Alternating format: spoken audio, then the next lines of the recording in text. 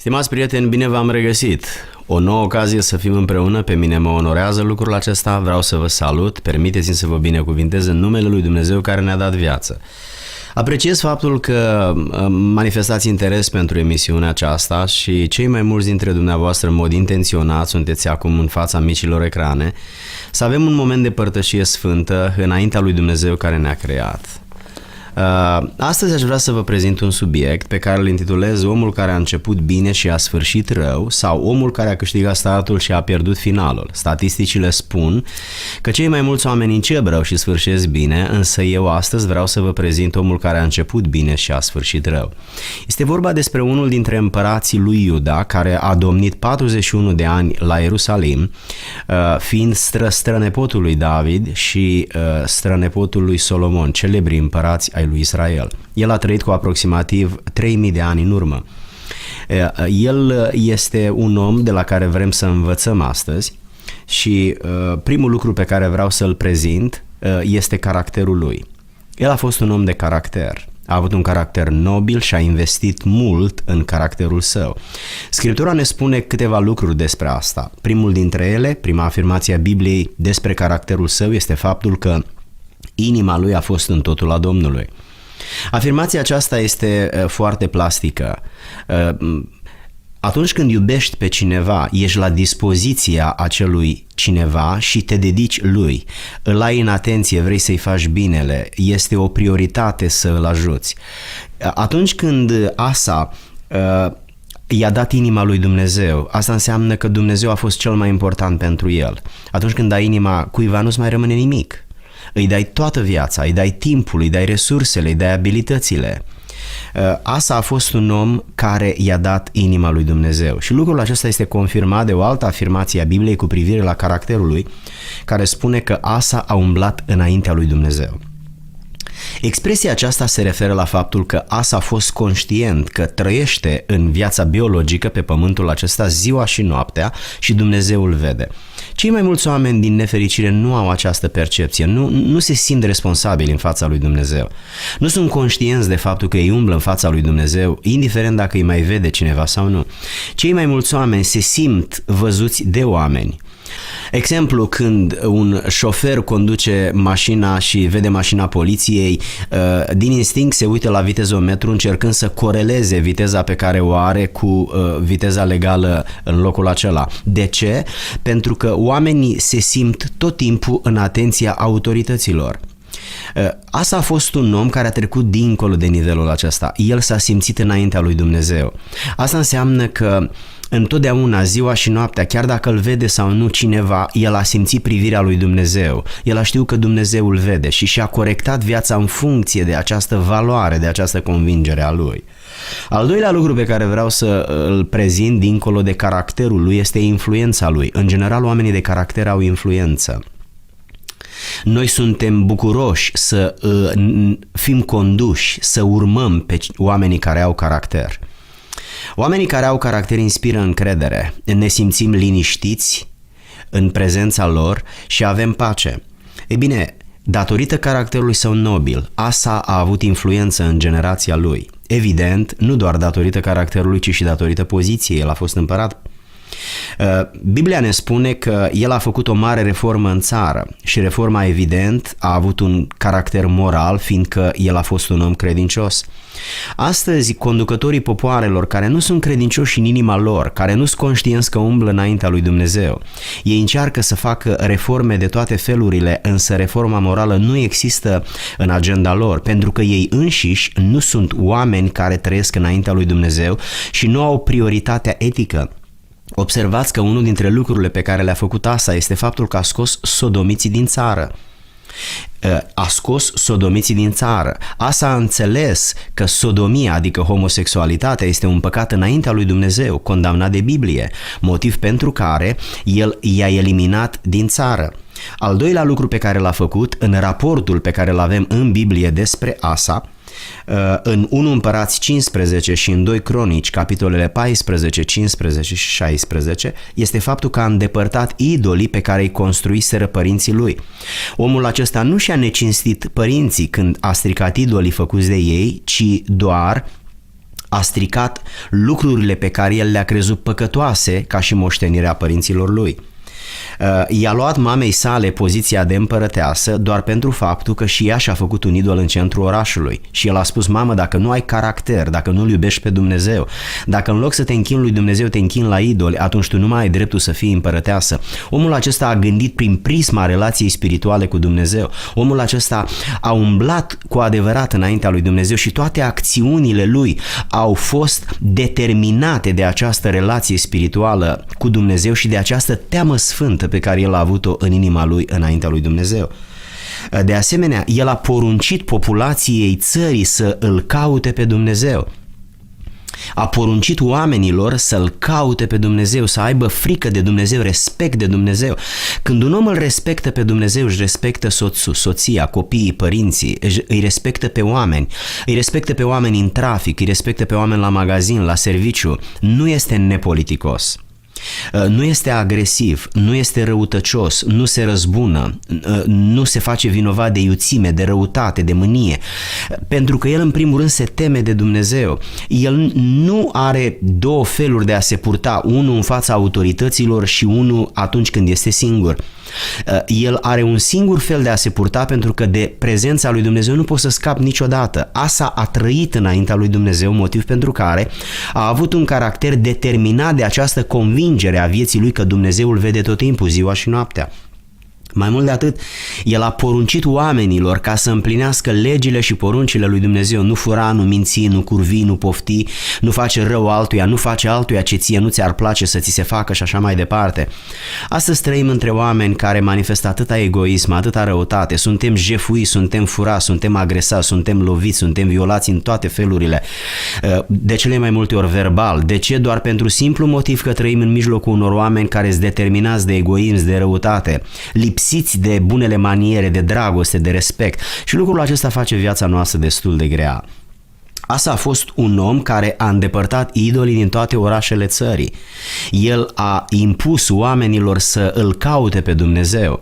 El a știut că niște buni cetățeni sunt oamenii care se tem de Dumnezeu, pentru că cine nu se teme de Dumnezeu nu se teme de nimeni și de nimic, nici de poliție, nici de lege, nici de pedepsele cu închisoarea sau cu amenzi. A donat templului averea personală și moștenirea de la tatăl său Abiram, care a fost împărat înainte de el. A fost un om darnic. Uneori, persoanele care au poziție în societate și care au o funcție, o autoritate, oamenii care conduc orașele sau țările, de multe ori folosesc poziția lor pentru ca să se îmbogățească. Peste noapte devin extraordinar de bogați, au case, au palate, au bani, au conturi în bancă. De unde? Dintr-un salariu? Nu vreau să comentez prea mult lucrul acesta. Scopul meu nu este să fac politică, vreau doar să prezint un împărat care a început bine și să vorbesc în prima parte a predicii mele despre această parte bună a vieții lui. A făcut un legământ cu poporul, jurând lui Dumnezeu credință. Omul acesta s-a făcut responsabil față de Dumnezeu și în mod conștient, personal și voluntar i-a declarat lui Dumnezeu, s-a angajat față de Dumnezeu că îl va urma. Și lucrul acesta l-au făcut cetățenii țării. De asemenea, orice persoană care nu căuta pe Domnul era pedepsită, ba chiar omorâtă. În vremea lui s-a născut un simțământ special de teamă de Domnul, de responsabilitate națională. El a influențat țara, populația prin caracterul său. Nu ar fi avut influență asupra oamenilor dacă el ar fi zis și nu ar fi făcut. Al treilea lucru pe care aș vrea să-l prezint despre el, ca ultimul lucru bun care definește prima parte a vieții lui când a umblat bine înaintea lui Dumnezeu, este viziunea lui sau organizarea lui. Omul acesta a organizat țara, a făcut multe lucruri pentru oameni și oamenii l-au urmat pentru că l-au văzut că iubește, că le vrea binele, că se investește pentru binele țării, nu pentru binele lui și al familiei doar. Țara a avut pace în timpul domniei lui. Națiunile pământului în vremea aceea erau măcinate de războaie. Însă 41 de ani Iuda a trăit liniștită. Țara a avut pace în timpul domniei lui. A fost un om care a condus bine. A zidit cetăți întărite, a construit foarte mult în țară, a făcut viața oamenilor mai ușoară, a protejat viața oamenilor, a eliminat vulnerabilitatea națională, a organizat armata, a avut o armată de 300 de mii de sulițași, oameni care aveau suliță, și 280 de mii de arcași. Omul acesta a pus la hotarele țării o armată care să păzească mamele, copiii, generația tânără. Acestui bărbat i-a păsat de țara lui. Un așa împărat este un împărat ușor de iubit. Mulți s-au mutat din partea de nord a țării, din Israel, cele 10 seminții, în partea de sud a țării, unde era seminția lui Iuda și Beniamin, doar pentru faptul că s-a făcut o reformă care i-a atras și exista hrană, exista prosperitate. Al treilea lucru pe care vreau să îl spun, așa cum am anticipat, este organizarea lui, viziunea lui, care de altfel este expresia caracterului și a influenței lui. Deci caracterul lui, influența lui și viziunea lui, organizarea lui. Însă începe prăbușirea lui. În al patrulea rând, prăbușirea lui Asa. Dumnezeu, care cunoaște toate lucrurile înainte de a se întâmpla, îl trimite pe un profet, pe profetul Azaria, îl trimite la Asa și la bordul de conducere, la oamenii din jurul lui care aveau autoritate în țară, și profeția suna cam așa: Domnul este cu voi atâta timp cât voi sunteți cu El. Să nu vă așteptați ca Dumnezeu să vă facă bine în timp ce voi nu sunteți credincioși față de Dumnezeu. Astăzi trăim în mijlocul unei națiuni care se miră unde a fost Dumnezeu când mi s-a întâmplat mie cu tare sau cu tare nenorocire, de parcă Dumnezeu ar avea obligația să binecuvinteze și să protejeze niște oameni care trăiesc pur și simplu în destrăbălare. Oameni care trăiesc în păcat, oameni care nu au nicio reținere de la furt, de la minciună, de la alcoolism, de la tot felul de păcate. Îi impută lui Dumnezeu: unde ai fost de numai binecuvântat, în timp ce el îl înjură pe Dumnezeu cu vorba sau cu fapta, în timp ce nu merge la biserică, în timp ce nu se roagă, în timp ce nu citește Biblia. Dumnezeu este obligat să se îngrijească de oamenii aceștia care de fapt stau cu spatele la el, în timp ce ei au o religie, o denominație cu care îl confundă pe Dumnezeu. Stimați prieteni, nu-L confundați pe Dumnezeu cu biserica, nu-L confundați pe Dumnezeu cu tradițiile noastre, cu religia noastră, cu denominațiile noastre. Dumnezeu este o persoană, El iubește și așteaptă să fie iubit. În lumea noastră există conceptul de divorț, care este manifestarea unei persoane frustrate și înșelate în cuplu. Dumnezeul nostru este un Dumnezeu gelos. Nu vă așteptați ca El să binecuvinteze un om care de când se naște până moare trăiește cu spatele la Dumnezeu. Este un om lacom și mândru, plin de răutate. Nu-l interesează de voia și de slava lui Dumnezeu, ci pur și simplu are nevoie de Dumnezeu în mod pompieristic când îi ia foc viața sau casa, accidente, necazuri, nenorociri, bor și așa mai departe. Dumnezeul nostru nu poate fi manipulat. Dumnezeul Bibliei, al cerului, al pământului, nu poate fi manipulat. El nu este servil, El nu este slab. El este iubitor, dar nu slab. E bine, Dumnezeul acesta a trimis un profet ca să-l avertizeze pe Asa, pentru că Asa a început să facă o tranziție de la frica de Domnul la nepăsarea de Dumnezeu. De la o inimă dată Domnului la o inimă păstrată pentru El și pentru poftele vieții. Și uitați în ce fel, care sunt factorii care determină îndepărtarea lui de Dumnezeu. Primul dintre ei, mândria.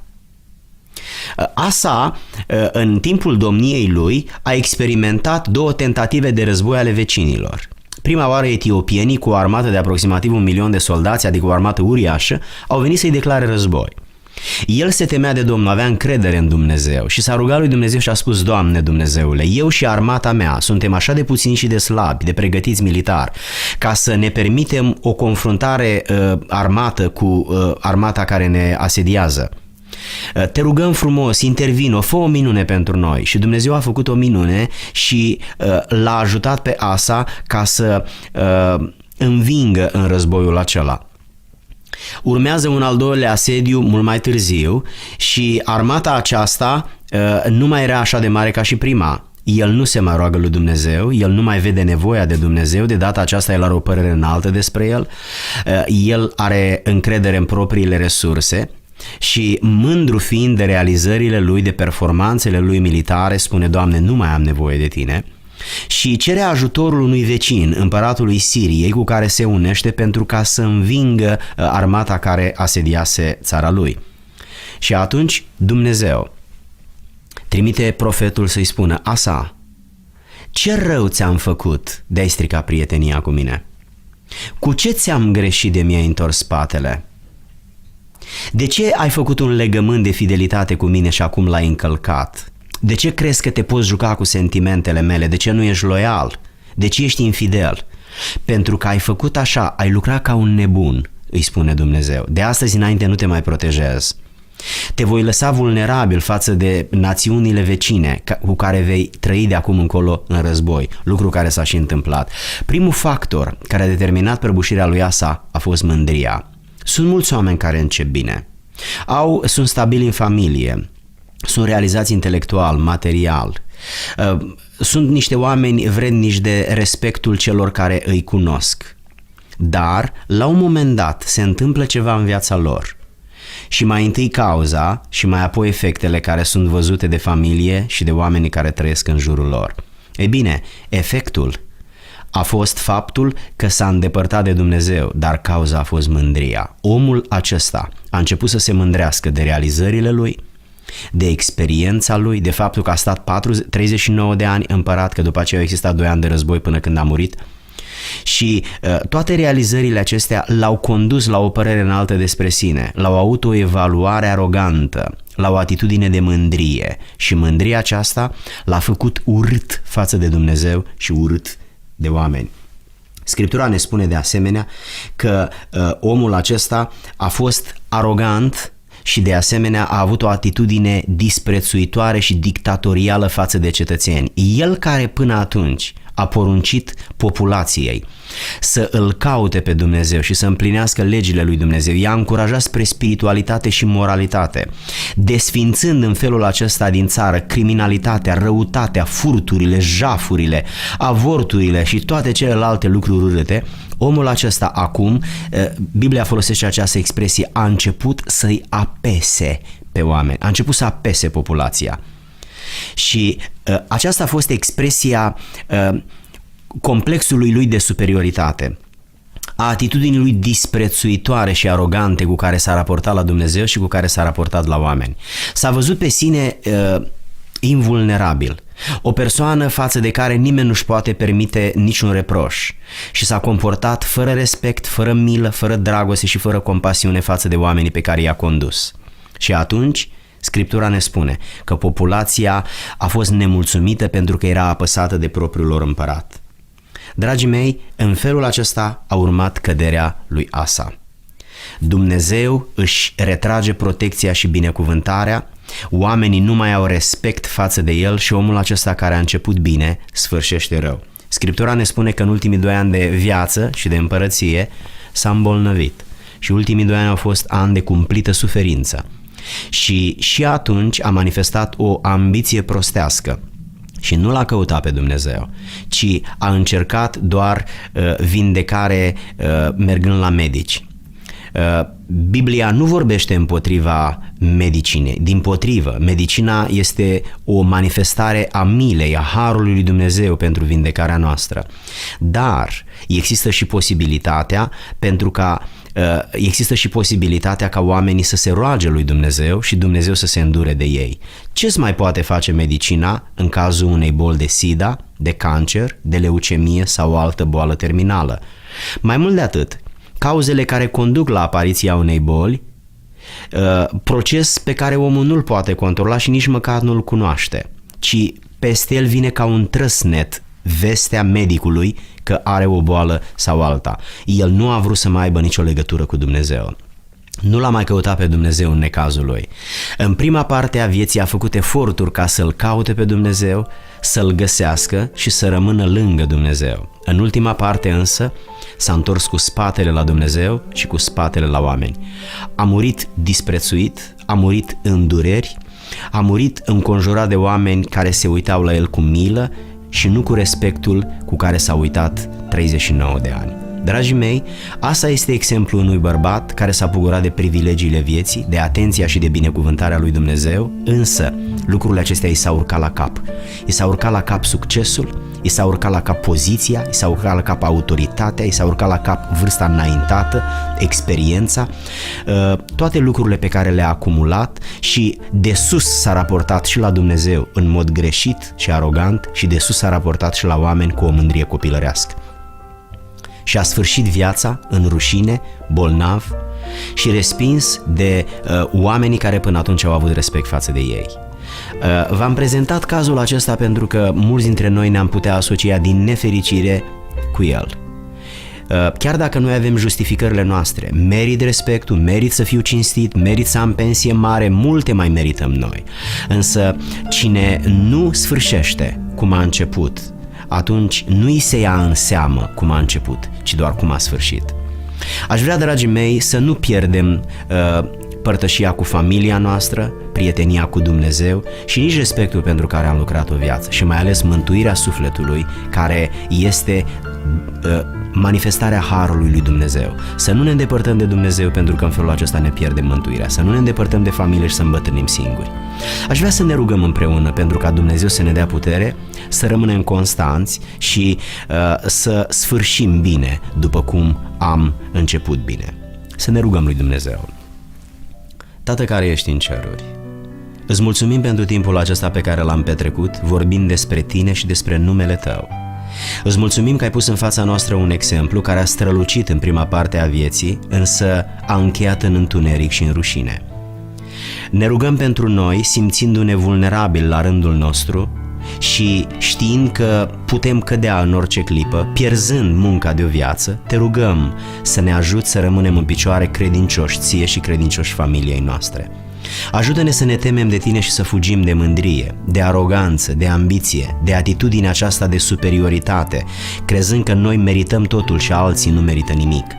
Dă-ne o atitudine de modestie, de smerenie, o atitudine echilibrată, de evlavie, o atitudine în care să te punem pe Tine pe primul loc și să te respectăm până la ultima noastră răsuflare și să-i respectăm pe oamenii din jurul nostru, în primul rând pe familia noastră, părinții care ne-au dat viață. Îți mulțumim că ai pus aceste gânduri în inima noastră care devin o prioritate și o provocare pentru noi.